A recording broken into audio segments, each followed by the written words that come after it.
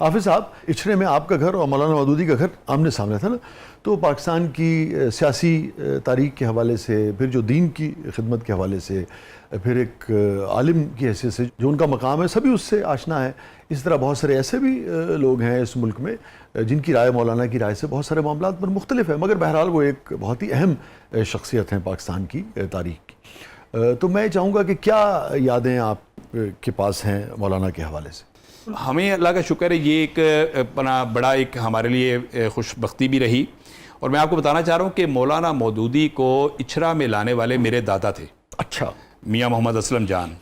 کیونکہ یہ جو 5 ذیلدار پارک جو جہاں پہ مولانا مودودی کی رہائش تھی اور جہاں پہ آج ان کی قبر بھی ہے اور وہیں پہ وہ مدفون ہیں، یہ ہماری فیملی کی ایک پراپرٹی تھی. تو مولانا مودودی جب تشریف لائے تو میرے دادا کا چونکہ مولانا مودودی سے پارٹیشن سے بھی بہت پہلے کا، بلکہ جماعت اسلامی بننے سے پہلے کا ایک تعلق تھا اور بڑی ایک آپس میں ایک دوستی اور فرینڈشپ ان کی آپس میں تھی. تو مولانا نے میرے دادا سے یہ گزارش کی کہ کوئی اگر اچھرا میں آپ کے پاس اچھی جگہ ہو رہنے کے لیے تو آپ مجھے وہ دے. تو پھر یہ 5 ذیلدار پارک مولانا نے کرائے پہ ہماری فیملی سے لی.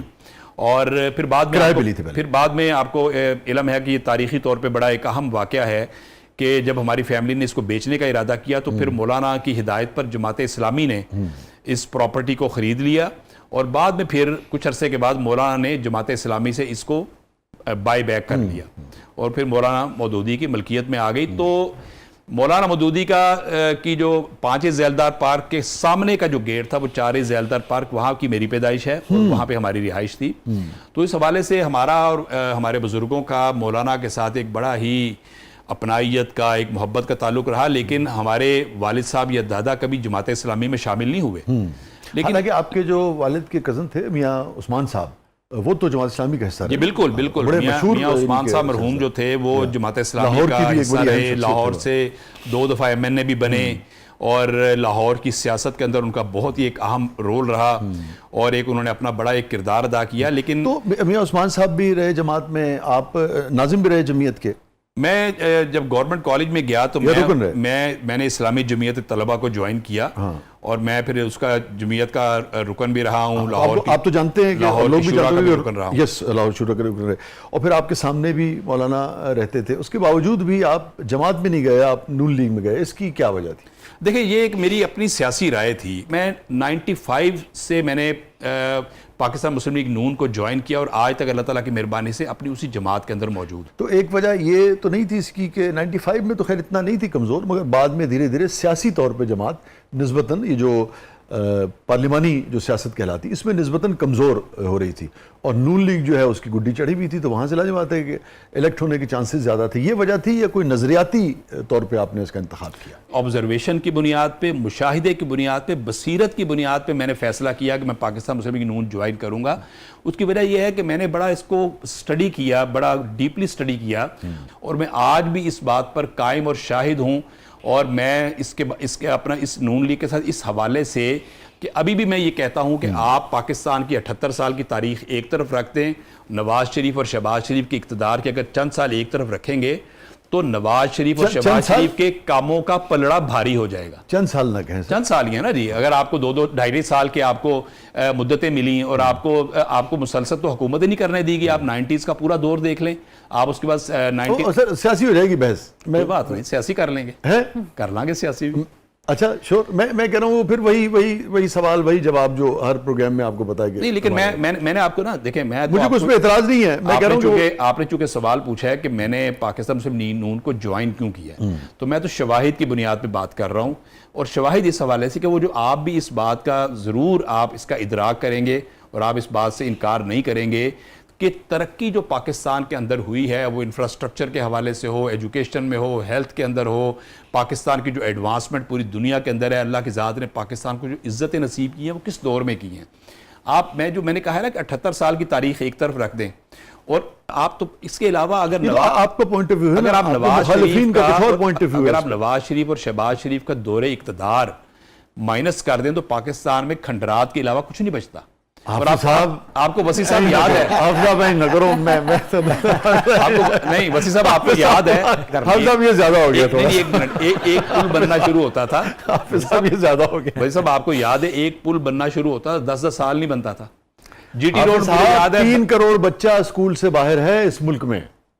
حافظ صاحب اس موٹر وے کا, اس پل کا میں کیا کروں؟ آپ یہ دیکھیں کہ کتنا بچہ انرول ہوا ہے. اشیر بھی نہیں ہے اس کے مقابلے میں. آپ دیکھیں, اب یہی تو میں بات ہے, یہی تو میں کہنا چاہ رہا ہوں.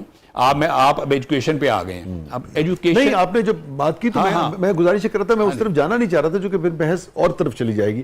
میں ورنہ یہ گزارش کرنا چاہتا ہوں, پوائنٹ آف ویو ہے نا, وہ ایک موٹر وے تو نظر آتی ہے یقیناً, میں خود یہ سمجھتا ہوں اس کی اپنی جگہ اہمیت ہے, مگر وہ ہاسپٹلز, وہ سکولز, وہ روزگار, اس کو آپ دیکھیے نا. میں اس کی ایک ہی مثال اگر آپ دے لیں, 3 کروڑ بچہ حافظ, روزگار اکنامک ڈیولپمنٹ سے ملنا ہے نا آپ کو. 3 کروڑ بچہ. کہ جب یہی سارا دور تھا نا جس میں یہ سارے جو پبلک سیکٹر, آپ جن اداروں میں ابتدا میں پڑھے ہوں گے وہ نون لیگ تو اس وقت نہیں آئی تھی, مگر وہ سارے اداروں سے پڑھے ہوئے لکھے ہوئے لوگ جو ہیں وہ آج بڑے بڑے عہدوں پہ ہیں, بڑی بڑی پوزیشنز پہ ہیں, اور وہ وہی اسکول تھے جو سرکاری اسکول ہوتے تھے. بالکل. تو نون لیگ کا یہ جو پورے کا پورا دور تھا, وہ سرکاری اسکول کہاں گئے, وہ عام آدمی کا بچہ کہاں جا کے, سرکاری اسکول بھی موجود ہیں, وہ ڈیلیور بھی کر رہے ہیں. جو میں آپ کو بتانا چاہ رہا ہوں کہ اگر آپ یہ دیکھیں, جب ابھی آپ نے ہاسپٹلس کی بات کی ہے, میں اس لیے کہتا ہوں کہ ایک ایک چیز کو پھر ہم کریں گے. پہلے آپ مکمل کر لیجیے, میرا خیال ہے کہ آپ مکمل کر لیجیے, میں نہیں چاہتا کہ آپ کا موقف آئے. نہیں, میں تو صرف دیکھیں, میری ایک بالکل سمپل جو میں آپ کو, اور آپ جیسا ماشاءاللہ باشعور آدمی اور جس کو طالب علم ہے جی, پاکستان کی تاریخ, آپ صاحب بصیرت آدمی ہیں, اور آپ کی اسٹڈی اور آپ کے سوالات سے مجھے اندازہ ہوتا ہے کہ اللہ تعالیٰ کی ذات نے آپ کو بڑا علم عطا کیا ہے. میں آپ کو پیش نظر نا حافظ صاحب, کوئی بھی کسی کو گرانا بالکل ٹھیک ہے, شکست دینا نہیں ہے. بات یہ ہے کہ ہم اور آپ گفتگو کریں, کوئی بھی مجھے وسیع صاحب ایک اور ہم بات دیکھیں بتائیں کہ پاکستان کو اس گفتگو سے کیا فائدہ ہو سکتا ہے. مجھے ایک بات بتائیں, میں 80s کے بعد کی اب بات کرتا ہوں. میں ایک بالکل سمپل اور بات میں ہے, یہ امید رکھتا ہوں کہ کوئی بھی گفتگو کے دوران کہیں پہ بھی کوئی غلطی ہو تو ہم سب اس کا ادراک کریں, اعتراف کریں, تاکہ اس غلطی کو ہم بحیثیت قوم درست کر سکیں اور آگے بڑھ سکیں. بالکل ٹھیک. اچھا, میں آپ سے اس میں جو بالکل اس کو نا کنکلوڈ کر لیتے ہیں اس بحث کو کم از کم, کہ دیکھیں جو آپ کے ملک کے اندر ترقی ہوتی ہے وہ ہوتی ہے پولیٹیکل سٹیبلٹی سے. تو میں اب آپ کو بتانا چاہ رہا ہوں کہ 80s کی سیاست کے بعد جب 90s کی سیاست میں آپ آتے ہیں تو آپ دیکھتے ہیں کہ 2 سال 1.5 سال کے ٹینیور دیے جا رہے ہیں, اور ایک جو پولیٹیشنز کو ٹینیور دیے گئے. ہم سب دیکھیے, میں بھی پاکستان کی تاریخ کا طالب علم ہوں. وہ یہ جو آپ درست کہہ رہے ہیں, ہوا کیا, پہلے نون لیگ کی گورنمنٹ گئی کہ پہلے بے نظیر کی گورنمنٹ گئی؟ دیکھیں, سازش کے تحت کس گورنمنٹ کو گرایا؟ دیکھیں, میں آپ کو مجھے اس کا جواب دے دیجیے. میں کہتا ہوں جی, پہلے تو 2.5 سال کی گورنمنٹ آپ نے گرائی نا ان. دیکھیں میری بات سنیں, تو میں یہ کہہ رہا ہوں کہ بات یہ ہے کہ دونوں پارٹیوں نے اپنے اس ایکٹ سے اور عمل سے سیکھا بھی ہے. جو زندہ معاشرہ اور زندہ جماعتیں ہوتی ہیں وہ اپنے غلط عمل سے سیکھتی ہیں. غلط عمل تو تھا نا ایک, بالکل. تو ایسے یہ دیکھیں غلطیاں ہوتی رہیں, لیکن اس کے محرکات کیا تھے وہ آپ کو بھی بڑی اچھی طرح پتا ہے. یہ غلطیاں کون محرکات میں سیاستدان شریک رہے نا, ٹھیک ہے نا.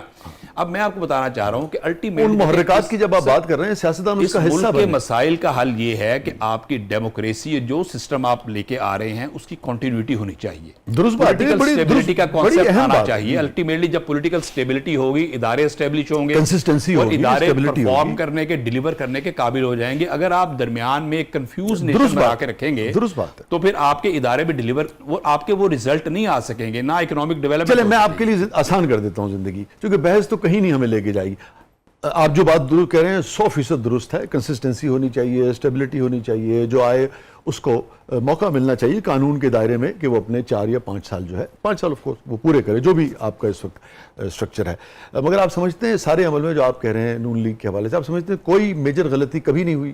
دیکھیں غلطیاں ہوتی ہیں, لیکن غلطیوں سے سیکھنا پڑتا ہے.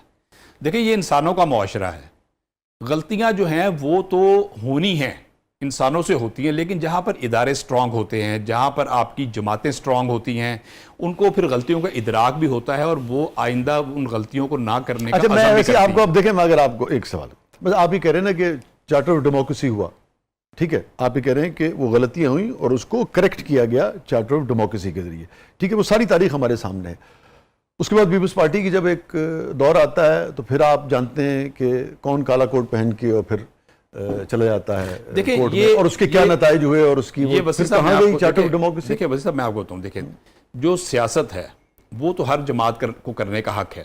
پاکستان پیپلز پارٹی کو بھی حق ہے کہ وہ اپنے نظریات کے فروغ کے لیے کام کریں. درست تھا, میں سن لیں. اور اسی طرح پاکستان مسلم لیگ نون کا, پاکستان ملی عوامی پارٹی ہے, پختونخوا پارٹی ہے, دیگر جماعتیں پاکستان کی, پی ٹی آئی ایون, سب کا حق ہے کہ وہ اپنی سیاست کریں, اپنی پولیٹکس کریں, لیکن ایک بات کے اوپر ایگریمنٹ ہونا چاہیے کہ ملکی معاشی ترقی کی راہ میں کوئی رکاوٹ نہیں بنے گا اور ملک کی سالمیت پر کمپرومائز نہیں ہوگا. جو جمہوری جماعتیں جنہوں نے بڑی ماریں کھائی ہیں، جن کے لیڈرشپ نے پھانسیاں ان کو دی گئیں، آج وہ ساری جماعتیں جن کے لیڈرشپوں کو سزائیں دی گئیں، جیلیں انہوں نے کاٹی، آج وہ الحمدللہ جمہوریت کے لیے، پاکستان کے اکنامک ڈیولپمنٹ کے لیے آج وہ پارلیمنٹ کے اندر بھی اکٹھی ہیں. اپنے اختلاف رائے رکھنے کے باوجود اس بات کے اوپر پر یقین ہے کہ اب پاکستان کا ریورس گیئر ہم نے نہیں لگنے دینا.